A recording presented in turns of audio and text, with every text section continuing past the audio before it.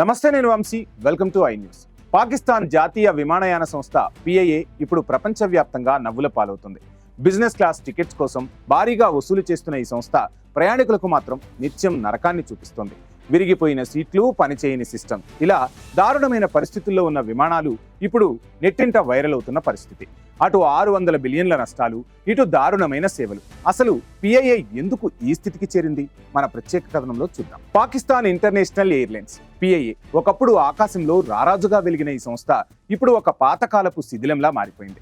తాజాగా ఒక ప్రయాణికుడు షేర్ చేసిన వీడియో పాక్ విమానయాన రంగం ఎంత దారుణంగా ఉందో ప్రపంచానికి ఇట్టే చాటి చెప్పింది. లక్షల రూపాయలు చెల్లించి బిజినెస్ క్లాస్ ఎక్కితే అక్కడ విరిగిపోయిన సీట్లు, చినిగిపోయిన అప్హోల్స్టరీ, పనిచేయని ఎంటర్టైన్మెంట్ సిస్టమ్స్ దర్శనమిస్తున్నాయి. ఒక ప్రీమియం ఎక్స్పీరియన్స్ కోసం ఎదురు చూసిన ప్రయాణికులకు ఇది నిజంగా ఒక షాకింగ్ ఎక్స్పీరియన్సే. గత 10 ఏళ్లలో పిఐఏ ఏకంగా 600 బిలియన్ రూపాయల నష్టాలను మూటగట్టుకుంది.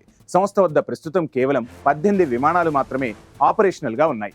ఈ విమానాల సగటు వయసు సుమారు 17 ఏళ్లు కావడంతో ఇవన్నీ పాతబడిపోయి ప్రమాదాలకు నిలయంగా మారుతున్నాయి. కొత్త విమానాలు కొనే స్తోమత లేక, ఉన్న వాటిని రిపేర్ చేయలేక పిఐఏ మేనేజ్మెంట్ చేతులెత్తేసింది. బిజినెస్ క్లాస్ ప్రయాణికుల వద్ద భారీగా ఛార్జీలు వసూలు చేస్తూ ఇలాంటి థర్డ్ క్లాస్ సర్వీసులను అందించడంపై అక్కడి ప్రజలు ఆగ్రహం వ్యక్తం చేస్తున్నారు.